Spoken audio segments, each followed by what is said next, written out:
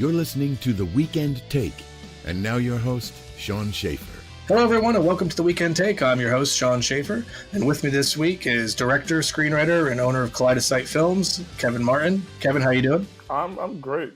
Thanks for having me. How are you? Doing pretty good. I'm kind of in the post-Academy Award nomination glow as I'm looking around and seeing some of the films that we've talked about on the show previously, picking up a lot of nominations. I want to say there were a lot of surprises, but I felt like there were some that I kind of felt coming, and there were more snubs that I was more surprised by than anything, I think. One other topic, which is right on the tip of everyone's tongue, having had the Academy Award nominations come out earlier this past week. Obviously, the big stories are The Favorite and Roma leading the packs with 10 nominations apiece. But Roma is where I have to it gets to a bit of a sticking point for me. And I'm really interested to discuss this matter with you. So Roma, for those of you who don't know, is a film that Netflix put out. And if you're wondering, well, I don't remember seeing it in the theaters. I don't remember seeing it on the box office reports. I don't remember really seeing it much of anything to do with a release. It's because, by and large, it wasn't. Roma spent about 30 days in theaters in South Korea, and it spent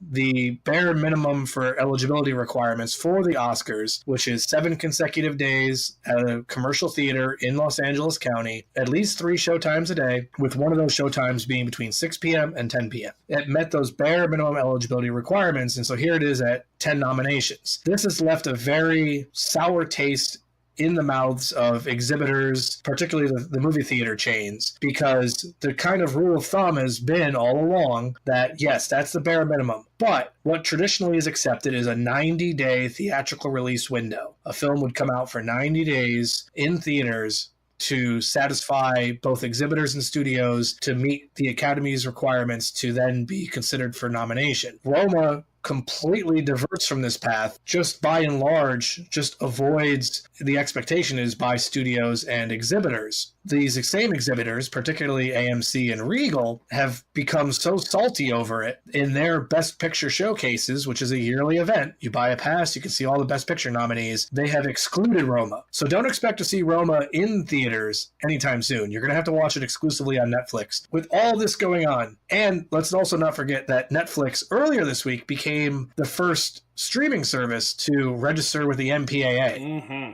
Which is a huge deal. And we'll get into that in a second. With all this going on, Kevin, what does Netflix kind of bucking the system and succeeding do for exhibitors, for filmmakers, for production companies in general? Like, how does this really alter the landscape of like what you do with your movie once it's in the can?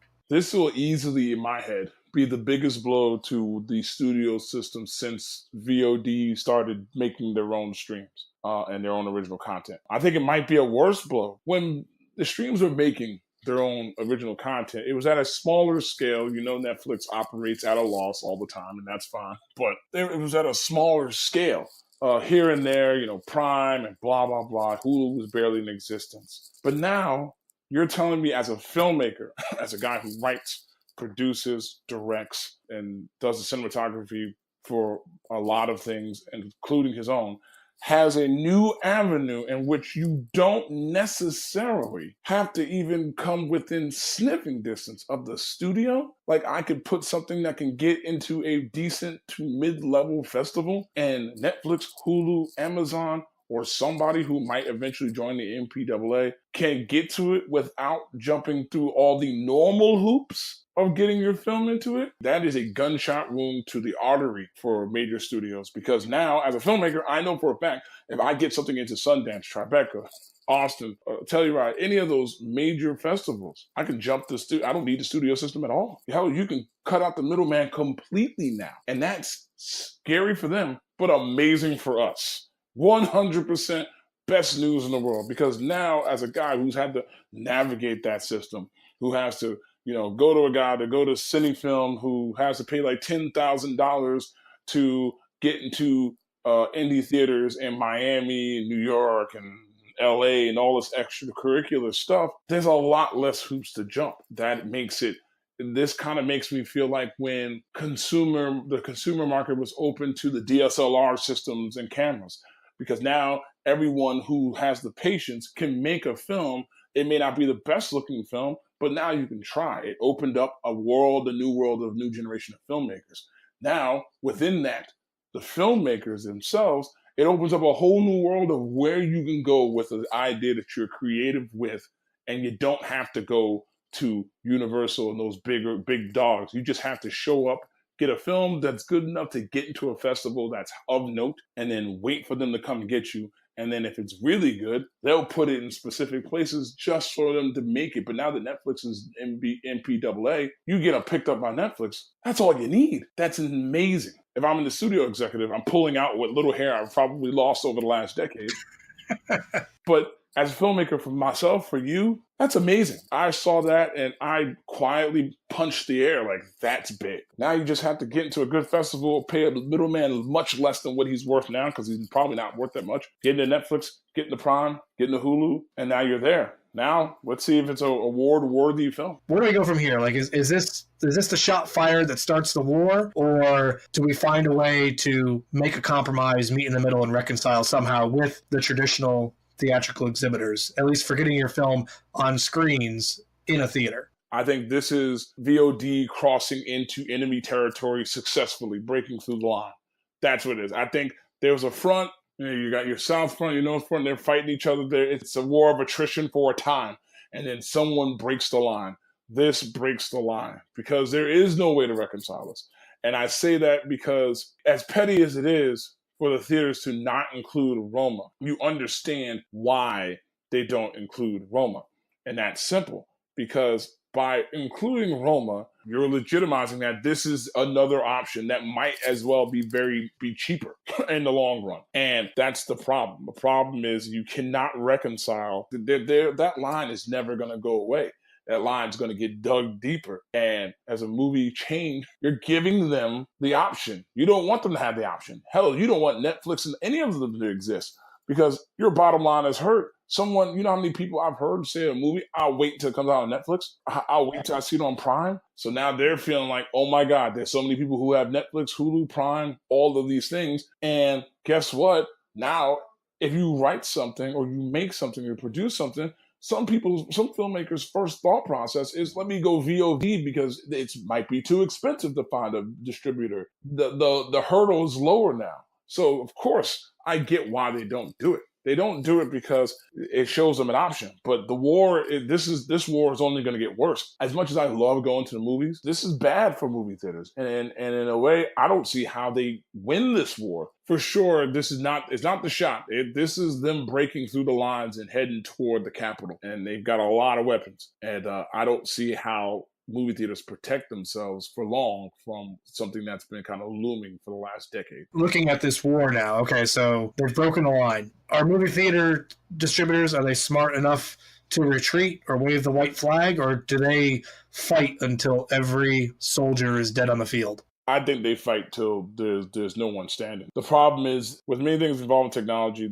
one of the main things that happens to a lot of industries is how they don't advance with it's like finding clean energy. Coal, no one uses coal anymore. You find another way. In this case, as a movie theater, you either figure out a new way to get the same thing. They faced a smaller battle when the whole go digital or go dark came forward, when we were moving away from celluloid proper to digital and DCPs. Theaters then dug their heels in. They fought that battle. And a lot of the theaters survived going digital or go dark. They went digital, fine, they gave in. This is not something that they can do that. They cannot just take collateral damage and keep operating. Yeah. Down the road, they will either win the war, which I don't see happening, or they will lose everything, but they will dig their heels in. And all they're going to do is to try and make their bottom line still succeed is just ticket prices are going to go up. Concessions are going to go up. And so really they're just hurting themselves further. And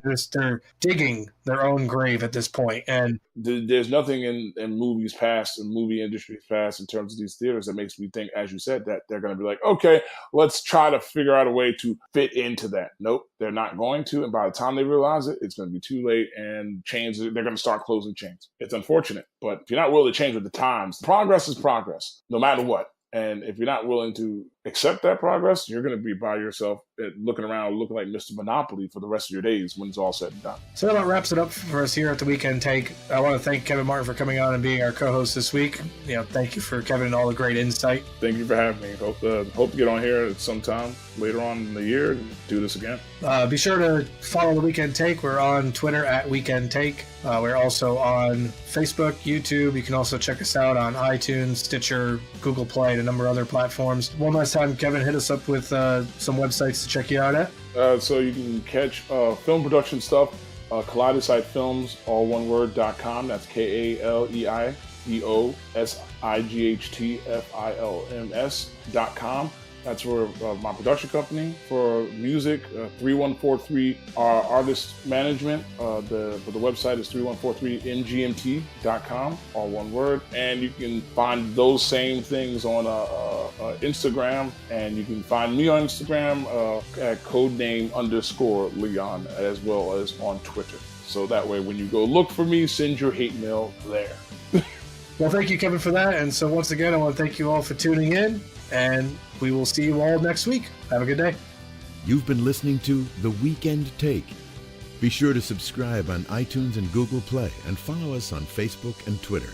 Visit our Patreon page to become a patron of The Weekend Take. And for as little as $1, you'll receive exclusive content and perks.